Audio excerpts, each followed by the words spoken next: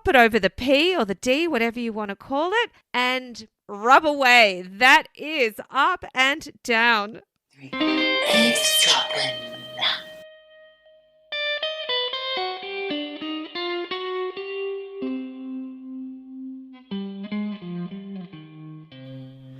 Michelle, hello. How are you today? I'm great. I'm absolutely great. This is so exciting. You're always great. Well, I am always great. What can I say? Great, great, great. I'm great or grace. Grace. As one of our new listeners said, but we'll get to that later. She called us grace. Spelt it. She spelt it like that too. Love that. First of all, before we launch in, Michelle, I want to say Happy New Year to all of our eavesdroppers out there listening to us. We love you and thank you. By the way, I'm Geordie. And I'm Michelle. You're listening to Eavesdroppin, the podcast, the comedy podcast. Comedy Weekly, yes. And you're an eavesdropper. You're an eavesdropper if you didn't know it. Yes. Congratulations. And I know it's not 2024 yet, but it's coming. It's on its way. The big night. Michelle, what are you doing for New Year's Eve? Something exciting? Absolutely not. I'm working. But you will have a glass of champers. Or 5. Or 5. I hope you don't spill any gravy over somebody's slacks. A, we don't do gravy. And B, no one wears who still wears slacks? Yeah. You love a slack. You love the chafing whoosh of a slack. I do love the sound of a whoosh, whoosh, whoosh, as you're walking down the corridors. And then as you touch a metal door handle, the snap of electricity. I get that all the time from people. Oh. I do. I touch a person, I get a... I wonder if that means you're psychic. Well, do you know what? Safka, our resident good white witch, she can get in touch. Does that mean I'm psychic? Please, Safka, let me know. Speaking of Safka, we have a few messages that we would like to attempt to play from our devoted eavesdroppers that we have had, that we have amassed this year. 2023 was a big year for us with eavesdropping, and we got a lot of new friends. I'm going to call them friends because I feel like they're our friends now, Michelle. They are. They're friends, not just friends of the podcast, friends, just friends. Friends in life, because we care. And for a start, we'd like to say a happy 50th birthday to a very special listener called Shari. Shari, this is your very special big shout out or shot out if you listen. Shout out to you, Shari. No, that's not fair. Shari. It's her big you can't day. Call it. I know. I just couldn't help it. Sharty. No one calls you that, Shari. No one calls you that. No one. This was a special request from your good friends, Yasmin and Safka. They asked for a very special shout out for you. So this is for you. Happy birthday. Shout out. Shout out. You're getting a shout out. Happy birthday, Shari. And thank you to all of you for being eavesdroppers. That goes to all the gang. Shari and her friends. Yasmin, Safka. I think Kiss Apocalypse is one of them. Also known as Jono. We've got some things from Jono coming up. This episode is a bit of a kind of over to you, listener's corner, if you like. And a bit of a pick and mix. It's a bit of a pick and mix. We had a Christmas stocking. Yep. Now we've got a New Year pick and mix. Is that an expression though, Michelle? New Year's pick and mix? I don't think it is. It is now. Well, what are you saying? It is. A New Year's. I'm just trying to think of the actual saying. What would you have on New Year's? Ring in the new year. It's a Christmas. Ring it in. It's a Christmas ringing of the bell. No, New Year ringing of the bells. It's all gone wrong. What about, I can't think of anything. A grab bag. No, a show bag. It's a show bag full of bits and bobs for you this episode. Or it's a New Year's toast. That's what it can be. Here's a toast. Here's to you, Michelle. Thank you for 2024. We've had a great year, haven't we? It's 2023. Sorry. Thank you for 2023. We've had a great year, haven't we? This is not scripted, by the way, as you can probably tell, because I keep making mistakes. We've had a brilliant 2023. I mean, when we think back to 2020, when we first started, the world was in COVID. Everyone was trapped at home. Here we are. It's 3 years we've been doing this, Yes. bringing Eavesdroppin to the eavesdroppers. And it's been a great 3 years. We are so very grateful for all our listeners. Thank you. Grateful is a word that Michelle does not like to use. So aren't you lucky? She doesn't like to feel grateful. I normally don't use that word. I normally say appreciate. In terms of the vibes of that word, it has a much nicer connotation. But I appreciate and I'm grateful in this moment. And she's vibing. So, Michelle, looking over 2023 for Eavesdroppin', what's happened for us? What sort of things did we talk about this year? We actually started with a cult. Oh, yes. I was in Australia. Yes, the Vow Part 2. A follow-up of old Ranieri, wasn't it? Nixium. Yes. I think we also did the Railway Children as well, as sent in by listener Janica. Janica from Amsterdam. I've got something to tell you about Janica and her nicknames. Now, last episode, we chortled and were aghast almost at Neil the scientist's suggestion for her nickname, which was? Janica Knickers. Janica Knickers? Yes. Well, now I understand. Thanks to another listener from Germany, Anushka, she sent a message, not a voice note, saying, Janica's, your knickers. Oh my That's God. why. Your knickers. We didn't get it. Sorry, Neil. Neil, we're so dumb. I did pass it down to Janica and she said, oh, so basically I'm pants. She's not happy with that one either. Yeah. She'll stick with Janica from Amsterdam. Your knickers, Janica's. Wow. How did we not get that? That's almost like you with Kiss Apocalypse. I know.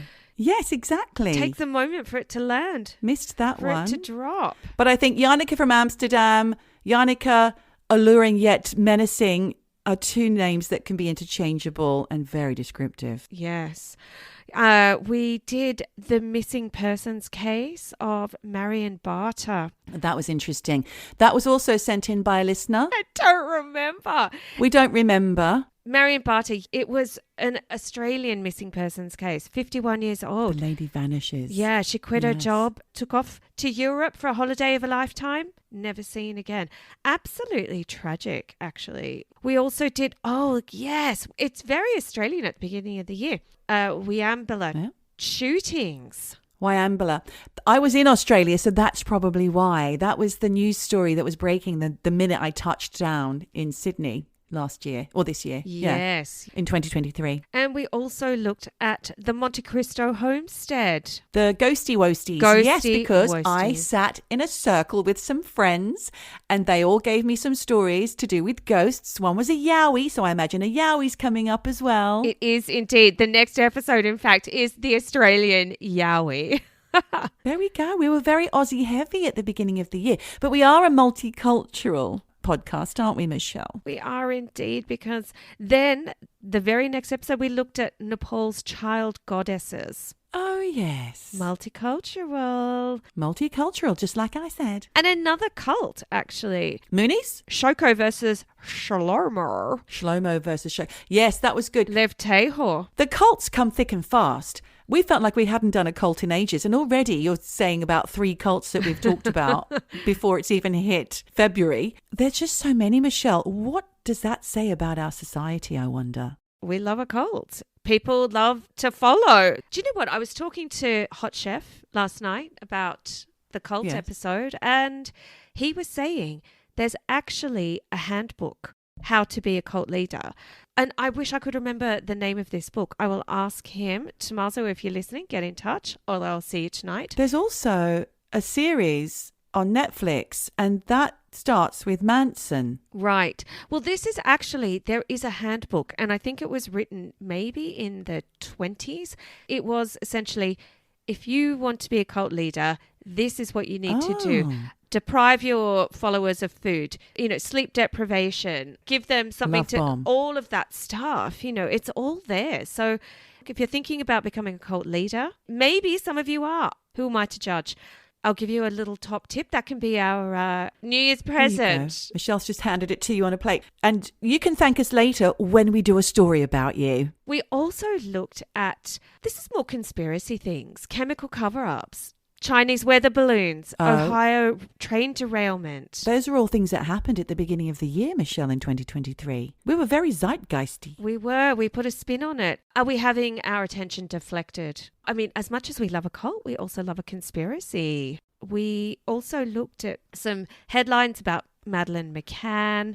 Was the Polish woman really Madeleine? No. Turns out she wasn't. Craigslist killer. And if you don't know what we're talking about, perfect opportunity for you to go back and catch up on our earlier episodes. Exactly. And that's just in 1 year. We do. How many episodes per year do we do, Michelle? Is it 52? Well, that's how many weeks a year there are. So yes, we do 52. 52. It's a lot of work, but we love it. Regarding that, all that work that we do for you for free, we also have the paid Patreon page. So if you can spare a couple of quid or a couple of dollars or a couple of, I don't know what other currencies there are, euros, rubles, pesos, whatever, please do go and check out our Patreon page. We are working behind the scenes to try and make it more exciting. In 2024, there'll be a few more things in there. But what we do give our patrons is a free episode a month plus extra bits. Is that right? Well, it's an extra droppings. Plus messages. I throw things up there like the travel pussy pic, the links, and going back to just recapping on things we've done. A big year for your postie. Oh, yes. Dan the postie. I came back from my trip to Australia to find him listening away in the earpods to our podcast. He missed you. I miss him. I haven't seen him for weeks. This is the time when you get to We just keep missing each other. Oh, but hello, see. Dan. I'm sure I'll see you before the end of the year. Hello, Dan. And he actually was the inspiration behind our Going Postal episode.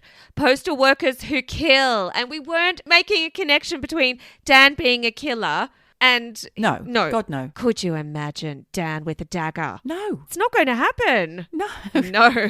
What? You put it in my head. Yeah, but he'd just be laughing. He's got that big smile. He wouldn't be serious. He wouldn't be trying to down the dagger wielding postie. No, Stop it. It's not a good image. No, I don't want these images. No. What else did we do, Mish? Oh, we looked at the Calvine UFO mystery. Oh, yeah, that was interesting. You know, a lot of these things mustn't be very satisfying. I mean, certainly for us, but maybe for our listeners too, because a lot of these things end with a question mark. We don't wrap them up very well, but that's because mysteries exist. We don't always have the answers. And a mystery is a mystery because it's a mystery, right? That's right. Michelle, have you had a drink? Have you been drinking? Look, it's Christmas, New Year. Everyone's drinking. Wake up, chug, chug. You're just constantly on the sauce. Then we looked at the psychic who found Nicola Bulley. Do you know what? I thought about him the other day, Michelle, because there's been another episode of a woman going in the water, and I'm just waiting to see if he's attached to this story. Sorry, no shade. You never know, because, I mean, he keeps finding the bodies. And we didn't want to make a connection between the psychic finding the bodies all the time and knowing where they are. We did not make that connection. But then we had a little, I say lighthearted, wasn't that lighthearted? Dancing plague, radium jaw. Oh, yes. Yes, radium jaw, horrific. And also that's when I think Jen's grey wig first made its appearance. It gave us quite a few laughs, Jen's grey wig, because she insisted it wasn't a grey wig, but Jen, it was. I'd love a message from Jen on here. Maybe we'll put her on the Patreon. Jen, send us a voice note. Bit of Jen. Doesn't go stray. We also talked about Mothman. That was interesting because we have actually revisited Mothman prophecies recently. I think that was to do with Men in Black. We are learning so much all the time, Michelle, expanding our knowledge. Yes, but the problem with me is it's a little bit like I think my teacher said to me at school, in one ear, out the other. I learn, I get obsessed, I love it, I do all the research, I'm fully into it, and then it's gone. It's like the hard drive empties out. You're a walking, talking Groundhog Day, Michelle. Don't think that's a compliment. Then we also looked at the Barcelona Railway kids. That was a fascinating mystery, yes. And also the Beatrice 6. The 6 people who confessed to a murder that none of them that they committed. didn't do. No, they were all brainwashed by psychiatrists and by the police. They were coerced. Now, this came up for me the other day when I was learning stuff in my course because one of my tutors does hypnotherapy. And I was wondering, she did say that it could be used in a way that, you have to be very ethical when you're using hypnotherapy. And you have to be very careful when working with trauma. Or making someone dance like a chicken, which is what they always do when you go to those group hypno cabaret show. I've had quite a lot of hypnotherapy, not recently, but in my past. And yes, you have to trust who's going into your subconscious, because they can plant a few things in there that have you end up confessing to a murder that you didn't commit and being jailed for it for 20 plus years. Awful. We talked about vabbing. I thought about that recently. I don't know why. It just popped into my head. I think somebody said something and it sounded like vabbing. And I was like, what's that? Oh, yes, we did that. That's something to do with Gwyneth Paltrow and her vagina. Basically, if you're single, the theory is, or not, even if you're not single, if you just want to attract the males in your sphere to you, a little dab in the nether regions. It's pure pheromones, I think. But although we did do a little deep dive into that said it's all bullshit, but who knows? Yeah. Now, that does bring me back to the travel pussy. A lot of controversy in the last weeks about the travel pussy. You just can't let the travel pussy go, can you, Michelle? I think you're really giving your fiancé a hard time every night. Why didn't you bloody put the pennies in the slot to get yourself a travel pussy? Get off me. Use the travel pussy. Well, look, here's another one for the blokes. This comes from Kiss Apocalypse, and he sent me a link to a Tenga device or devices. Basically, it's a masturbation egg for men. Oh, Christ. And of course, it comes from Japan and it's beautifully designed, I have to say. I mean, the travel pussy is quite crude. The egg... I mean, it's a lovely little egg shape. It's made from silicone. And I only know this not because I have one. I went to YouTube because that's what you do when you don't know about something. There was an unboxing video. Yes. And you like we're going to do for Patreon with the actual travel pussy at some point. Andreas doesn't know he needs to purchase the pussy. So with this egg, you flip it inside out. It's silicone, egg shape. Flip it inside out. It's full of all these nubs and knobs and bits of texture in the silicone. It comes with a sachet of lube. Squirt that lube into the egg, pop it over the P or the D, whatever you want to call it, and rub away. That is up and down. Rub away. Rub away. That's good advice. 1 million units were sold in its first year of production in 2005. And I wonder how many are just lying around in charity shops now. They market them as a one-time use. Well, I read the comments on this YouTube video. One guy said, 60 plus times, just wash and go. Oh, crumbs. Now I'm concerned about the landfill. Well, look, in a way, good on that guy for, 60 plus uses, because he's doing his bit for the environment. He's not just throwing away this silicone. So well done. Congrats. There was another product called the Tenga Fliphole. And what I did appreciate this was, was that it was not designed to anatomically resemble a woman. It was a toy. Okay. It's a toy. It's a hole in a cylinder, and it's full of all these lovely looking knobs and star shapes and triangles, and you pop your knob in there, pop the lube in, away you go. But do you know what? It's all for the men, isn't it? All for the men, these things. Yes. But thank you very much for the link.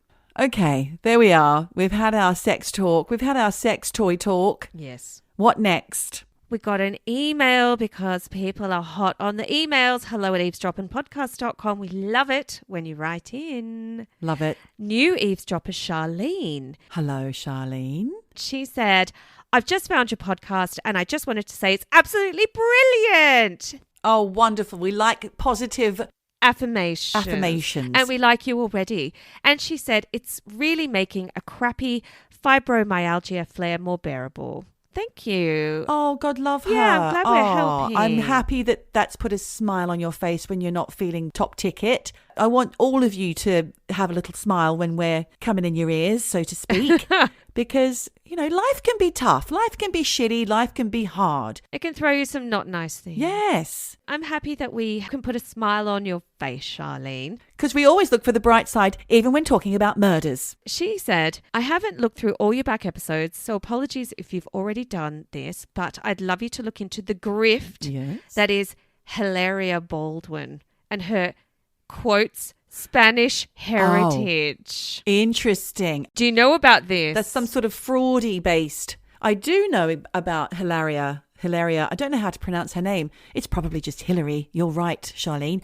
She's married to, what's his name? Baldwin, Alec Baldwin, the one that accidentally killed someone recently. Very shocking and sad. And we did talk about that when it happened, I think. Truly horrific. Well, this is not going to be a deep dive. It's more, I looked into it. You're right. She is culturally appropriating Spanish culture. How is that proven? Because she said, I was born in Mallorca. And she wasn't. She was born in Boston. Oh. She hasn't even got Spanish parents. And you are absolutely on the money. Her name is Hillary. It's not Hilaria. Right.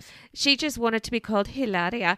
And she was called out because people said, you're not Spanish. Stop impersonating a Spanish person. Stop trying to be a Spanish person. There was a link to a clip where she was teaching people on some kind of morning chat show how to make an authentic gazpacho. And she's there and she's speaking with an American accent and she's looking at the ingredients and then she looks at a bowl of cucumbers and she says, and this, how you say in English? Like she's forgotten.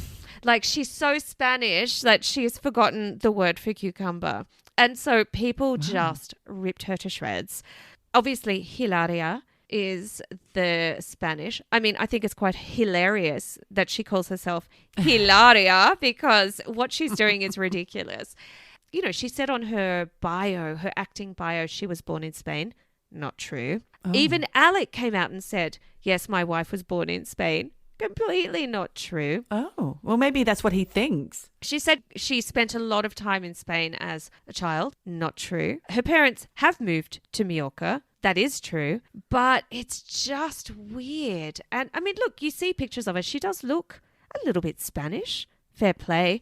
But, that's like me saying I'm Swedish. I'm learning Swedish, but I'm not Swedish. No, but it might be like you saying you're Italian because your dad was Italian. Well, I'm half Italian and I have a passport. So I think that's fair play. Yeah, but you've never lived in Italy and you don't speak fluent Italian and it's not like you grew up speaking Italian then learnt English. So I guess that's the difference, isn't it? Well, I think it also comes down to your genetics too. I am 50% Italian, so fair play, I can claim that, but can't claim I'm 100% Italian. Italian heritage, I think is how you would say it, wouldn't you? I guess so. Yeah, I'm 50% sperm, vagina, egg, whatever. No, I get all that. I know how that works, Michelle. Okay. But what I'm trying to say is you weren't immersed in the Italian culture. No, you I was weren't not. raised speaking Italian and you don't call eggplants or aubergines or whatever they're called. What are they called? Melanzano. See. Well, that's the difference. I think maybe that's what she's trying to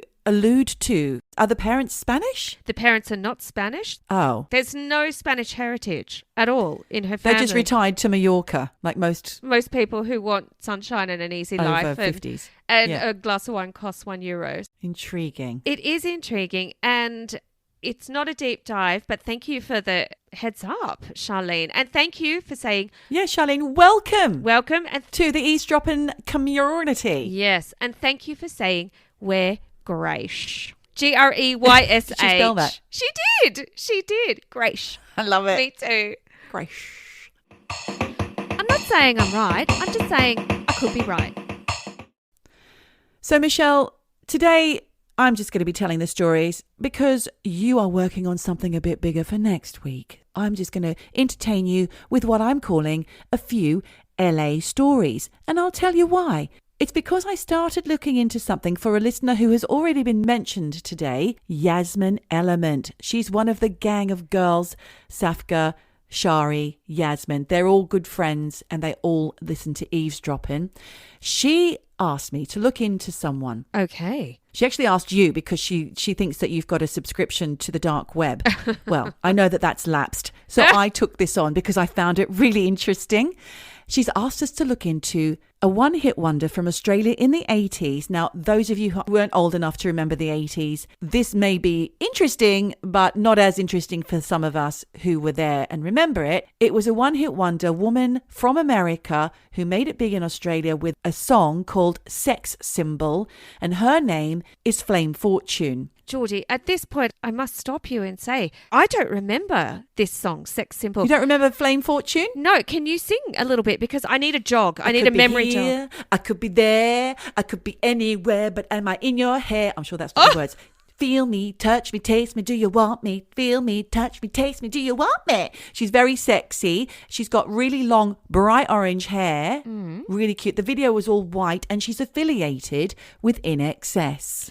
Oh, okay. Really ringing no bells at all. I don't remember that song. I don't remember Flame Fortune. Go ahead and Google Sex Symbol by Flame Fortune while I'm telling you this so you can get a visual. Okay, I will say it's turning out to be a very sexy episode. We've got eggs, travel pussies, and with now all the pussy. Yeah. Sex symbols. Now, Flame Fortune, Duck, sex duck, go. symbol. Okay, so Yasmin and I both remember Flame Fortune. If no one else does, then soz.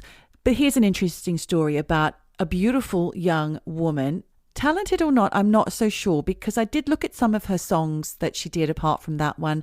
It wasn't her main talent, I don't think, singing and making music, but she loved it and she really wanted to be in the limelight because Flame Fortune was actually born Heather Hogue. Other names that she's known by is Harrison or even Shane. So Heather Shane, Heather Harrison. She was an LA-based child actress and grew up to be a teen model. And like I said, she always wanted to be in a band.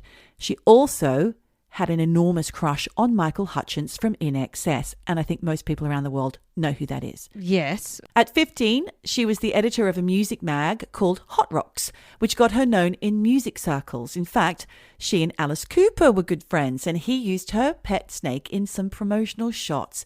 She also had a few cable TV shows, which were like rock interview style based things. And like I said, she was very beautiful with long flame red curls, always dressed in tight leather, very sexy. And she changed her name to Flame Fortune.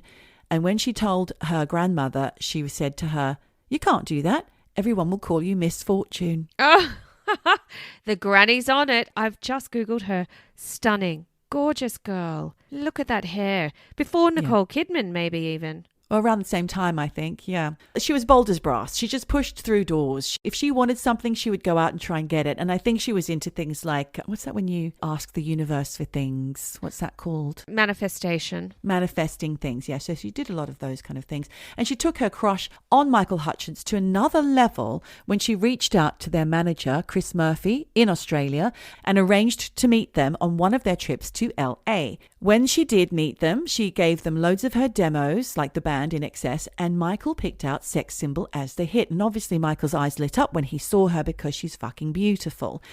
They then, as a band, paid for Flame's trip to Australia, where she recorded that single plus B-side Jungle Boy, which had Michael Hutchence and bandmate Andrew Farris co-producing, and Michael Hutchence was singing backing vocals. Wow. So she already sort of had it in the bag that regardless of whether or not the song was any good, people were going to look at it because it had the backing of INXS. When you listen to the song, Michelle, you will remember. I'm sure of it. We're the same age, so you would have seen this and gone, "Oh, her hair's so pretty. I want that hair," which is what I thought. Why can't I have hair like that? I was into Boy George, Marilyn. Well, this is a bit later. So she's a one-hit wonder, Flame.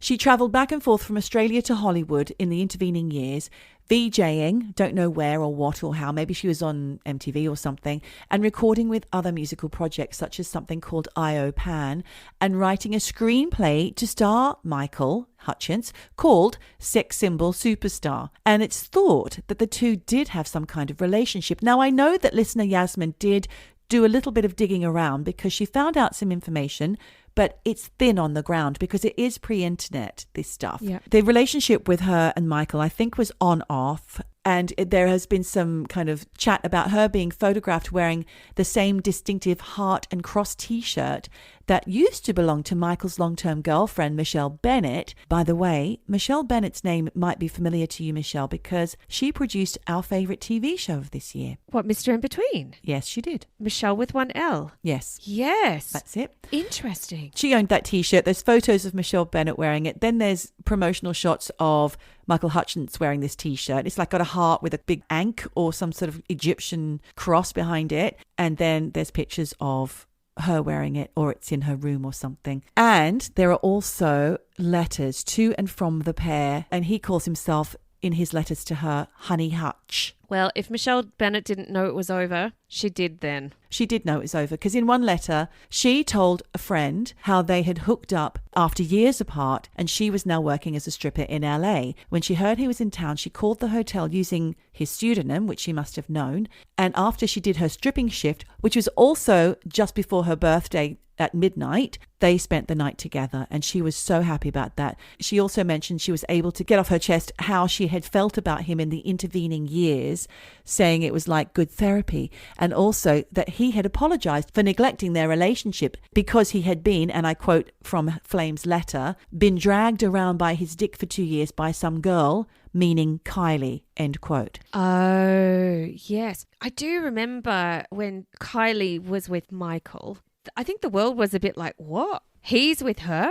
It just didn't make any sense. She had that short wig on, the noughts and crosses, spangly dress at the time. Well, they were together for 2 years. So this puts the date to 1991 when they finished, because they were together from, I think, 89 to 91. And this is when things get murky for Flame Fortune, because she was reportedly murdered on or around December 16th, 1991, by a controlling boyfriend who somehow managed to evade capture, leaving her death a cold case.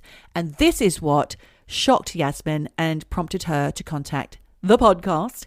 But unfortunately, Yasmin, I could find no other info regarding her murder apart from things that her mother alludes to in the page she runs in Flame's name. Oh my gosh. But Michael probably had more info than most and subsequently wrote about her on INXS's 1997 album, Elegantly Wasted, in a song called Show Me, brackets, Cherry Baby. He all but confirmed it was about Flame Fortune when he was performing this song to a crowd in LA, prefacing the song by saying, it's about a girl from LA who got murdered. And the lyrics are, found in the gutter with a knife in her back. I don't know the song. Otherwise, I'd sing it. You know I would.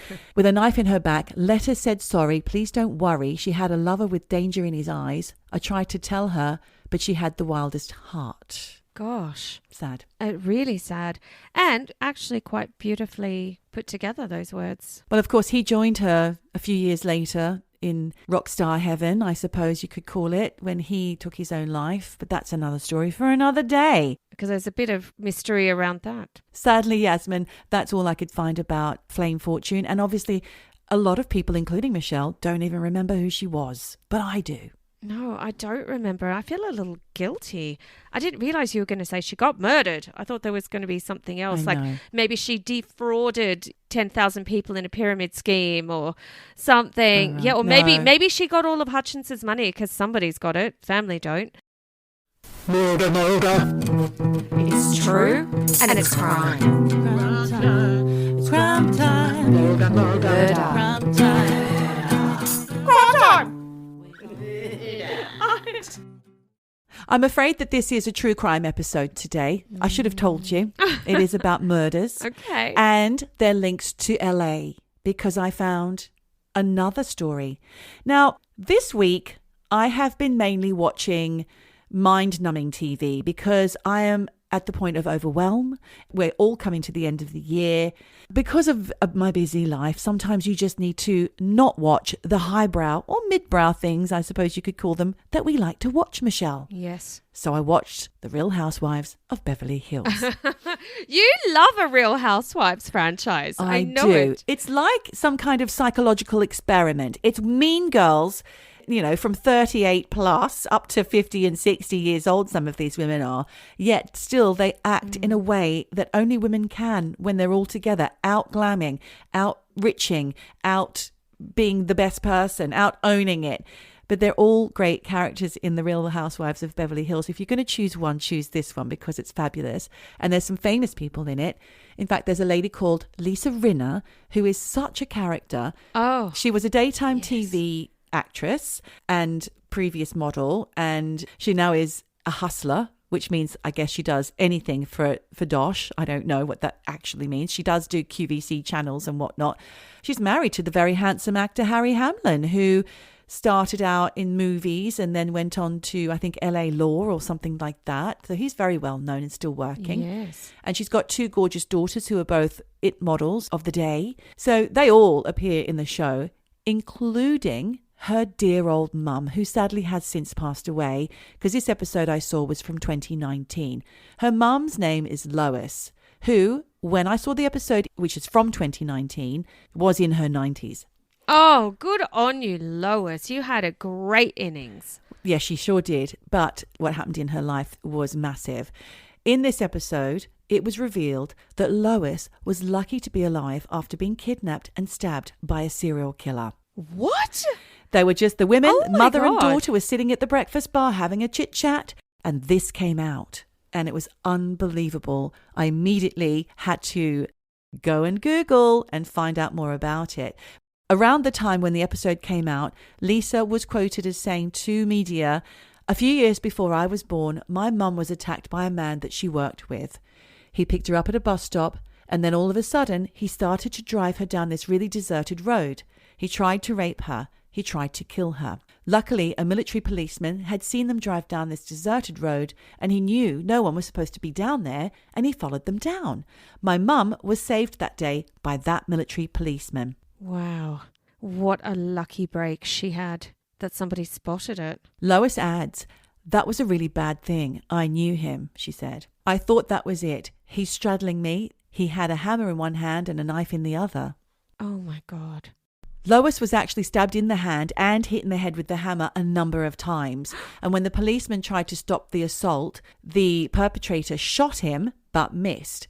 So the policeman shot back and hit the perpetrator in the stomach and leg. Wow, this is really serious. It sure is, Michelle. Wait till you hear the rest of the fucking story.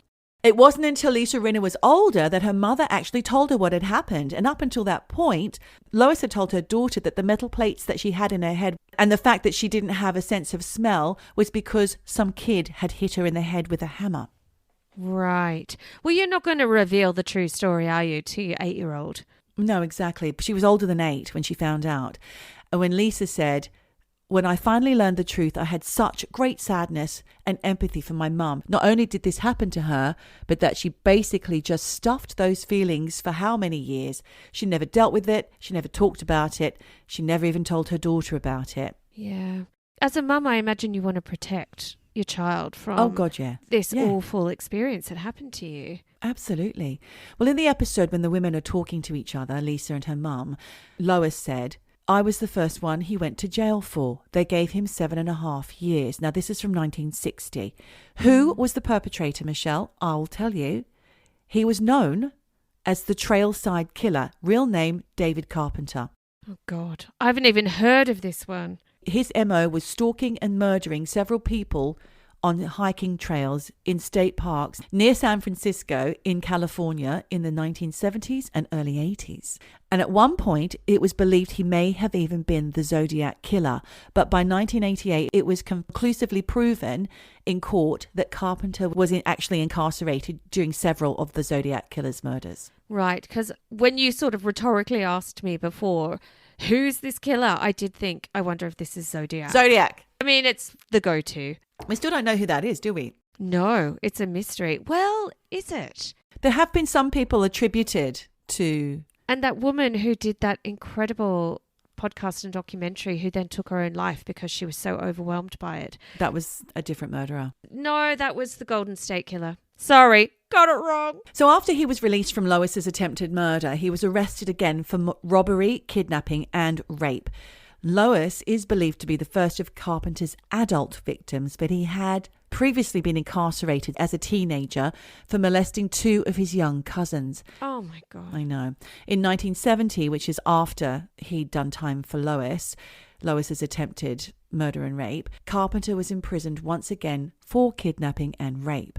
And on his release 9 years later, he went on a murderous rampage between 1979 and 1981. I'm sorry, but why is this guy getting released? He keeps being released. Yes. Ridiculous. Appalling. So David Carpenter murdered so many people along Bay Area nature trails that some parks at the time posted signs saying, "Do not hike alone." And police warned the public that a ritualistic serial killer with a severe psychological problem was on the loose. So no walkies for me if I'd read that somewhere. In your local park, the police. No dog walks for me when there's a flasher out. Yeah. There is a flasher in our local park and I just don't go. No. Since when? Oh, he's gone now, but he was there over the summer. Yeah. He wasn't attempting to flash at women like me. He was going for much younger, prettier girls. Well, he's a fair weather flasher, obviously. He's a fair weather flasher, exactly. Yes.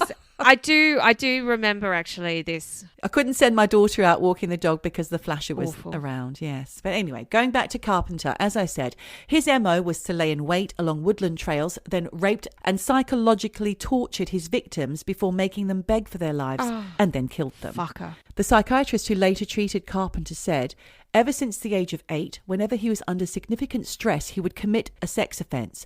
The only way he could think straight is to rape the nearest female. And I'm sorry, trigger warning, too late. I know, I've been pulled up on this before. You do the triggers too late. Giving the warning after the info. But this is a true crime episode, guys. Soz. Yes. I'll tell you a little bit about the victims now. There was 44-year-old Etta Kane, 23-year-old Barbara Schwartz, and 26-year-old Anne Evelyn Alderson. They were all found murdered on the same trail, all killed at different times. Then there was 23-year-old Mary Frances Bennett, who was found murdered on a Bay Area walking trail. All the women had either been shot or stabbed, with one victim showing signs of a vicious and sustained attack. Horrible. Later in the year, more victims were discovered. In October, 18-year-old Cynthia Morland and her fiancé, 19-year-old Richard Stowers, went missing while hiking. Also in October 22, Diane O'Connell and 23-year-old Shauna May were both found shot and killed at Skytrail in Point Reyes or Rise or Reyes. I don't know how you pronounce that. Reyes. How would you say that? Reyes. Diane O'Connell and Shauna May were killed hours apart on the same fucking day. The women didn't even know each other, but police suspect that one woman happened upon the other being attacked, which sealed her fate. Awful. I mean, I felt absolutely soiled after reading about this guy. Yeah. Horrific man. But also, he kills so he can think straight. So in this instant, he was like, I've murdered this one woman. I still can't think straight. Need to murder another one. Well, he'd absolutely unleashed the beast at this point. Going back to the engaged couple, Cynthia and Richard, who had disappeared before the last two victims I mentioned, O'Connell and May, their remains were only discovered in November of that year. So even though they had been murdered before those two women, Diane O'Connell and Shauna May, they weren't found until November, which was months later.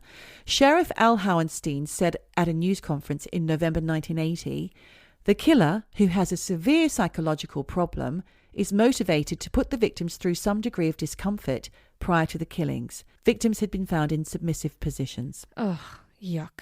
So I'm not going to go into all the details because it was absolutely awful, but if you want to, you can find it. It's out there. If you're interested and you're on the Patreon, you can have a look at these links and get into the grim, gory details. In March of 1981, Carpenter attacked 20-year-old Ellen Hansen and her boyfriend, 20-year-old Steve Hertel. Hansen died, but Hertel survived after being shot in the neck. Jesus. In May 1981, he killed his last victim, 20-year-old Heather Skaggs, who was a co-worker at a print shop where he was employed, much like Lois, who was a co-worker. She had asked Carpenter to give her a ride to Santa Cruz so that she could buy a car from one of his friends. She was then found murdered, naked in a state park in Santa Cruz County. So he'd kind of been a bit sloppy there. Yes, but also too, if you're working with this guy, aren't you getting creep vibes from him? Like, I don't want to be in a car alone with this guy. It was pointed out that he was creepy and that he had a crush on her by her co-workers, but she didn't seem to mind for some reason. And I'm not victim blaming. No. I guess she made a calculated choice at the time. Sadly for her, it didn't turn out. She might have just been a very kind-hearted lady who just thought, he's a little bit Yeah. odd, he's fine, he's sweet, he's just She a may bit have felt different. sorry for him. Exactly. Yeah. Oh, and she paid with her life. Unfortunately, it's so sad. Carpenter was also the chief suspect in the disappearance and death of 17-year-old Anna Kelly Menjivar, who was a bank teller that he would try to chat up until another customer made a complaint against him.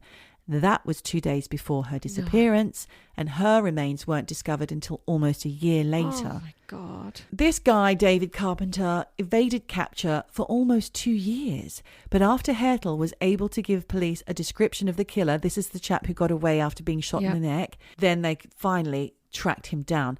There was a Los Angeles Times report that said 3 people called a special Trailside Killer hotline and recommended that the police look into Carpenter, including an old girlfriend who recognized him from a composite drawing. Interesting, because I always think those composite drawings are never good. But in this instance, yes.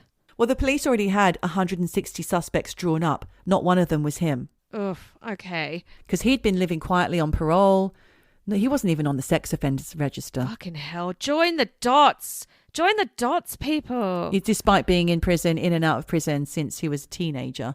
Police went after him for these murders until the evidence began to stack up, and they even found a gun that linked to both Carpenter and 7 of the Trailside Killer victims. Yep. He was eventually found guilty of murder, rape, and attempted rape in most of the suspected attacks, but denied that he was the Trailside Killer. Of course he did. Wasn't me. I guess he's just last ditch. Not me. So in an interview from 2013, he said, "I was the logical suspect. Everyone was convinced I was the Trailside Killer long before I was charged with any of those murders. Even the investigators knew I was innocent," which I don't think is true, Michelle, actually. No. I think he has some kind of mental illness. So there was DNA evidence, as I said, from 2010 that linked Carpenter definitively to the murder of Bennett, though he remains suspect only for the deaths of Kane and Schwartz. Today, David Carpenter is the oldest prisoner on death row in California at age 93, having arrived in prison in November 1984. Right. He's still going, Michelle. He's still alive. If he's on death row... They're not going to execute him because California has now paused capital punishment for the time being. Which I do agree with. Absolutely. So if you want more information about this guy and you're into documentaries, there's one on Discovery's Very Scary People. Going back to the Lisa Lois connection, this isn't the only link to Hollywood for the Trailside Killer, because there was a fictional version of him in a 1983 Charles Bronson film called 10 to Midnight that features a serial killer who's eerily similar. So if you want some New Year's visuals watching Rex, there you go. There's 2 of the best. I personally won't be watching them, but I'll go and find some other things to watch, such as there's a new film with Julia Roberts, an eavesdropper and friend has told me about, called, I think it's on Netflix, and it's a bit like Don't Look Up. It's about the end of the world via techno breakdown. It's called The End of the World or something like that. I didn't know she was still around. I didn't know she was still doing things. Well, every now and again she might need a little cash injection. Fair enough. Leave the world behind. Leave the world behind. Leave the world behind. Leave the kids behind. Leave the world behind. Wow. Okay, I'll have to have a look at that because I am a bit low on Rex. I've been listening to lots of podcasts. Can't mention them. What are you listening to, Michelle? There are other podcasts. There are, but cannot mention them because they're research for upcoming episodes. Exciting. And been watching some documentaries again. Keep your eyes peeled because they're coming up. But I did have a rec for Boiling Point. Yes, I've watched that, the film, and I've started the TV series. So damn good. Starring poor little actor who you don't rate, Stephen Graham. Poor little actor who you said is a national treasure. I'm just not a fan. Well, you'll love him after seeing Boiling Point, the movie. Well, we're watching the movie. Good. We're watching the movie. And it's the kind of thing we come home from a hard night at the restaurant and then watch a hard night at a restaurant. Yes, it's one hard night. So we're watching that at the moment. But any other good recs, get in touch. Open. I'm open. Don't say it too often, Michelle. People might get the wrong idea. My mind is open. My mind. I am going to wish you and all of our lovely eavesdroppers now a very happy new year. Let's ring in the bells for 2024 and another 52 episodes coming up in 2024, all being well. Touching wood here. I'm just touching wood. I am too. Thank you for your support. We love you. We do. And as I always say, we love yous. We love yous. And we appreciate you. We are grateful for you. Thanks for listening. Thanks for being eavesdroppers. Happy New Year. See you in 2024. Big hugs to everyone. And with that beautiful sentiment, Michelle, the only thing left to say is wherever you are, whatever you do, just keep eavesdropping. Eavesdropping. Eavesdropping. Dropping. Eavesdropping. Dropping. Eavesdropping. Eavesdropping. Dropping. Dropping. Eavesdropping. Eavesdropping.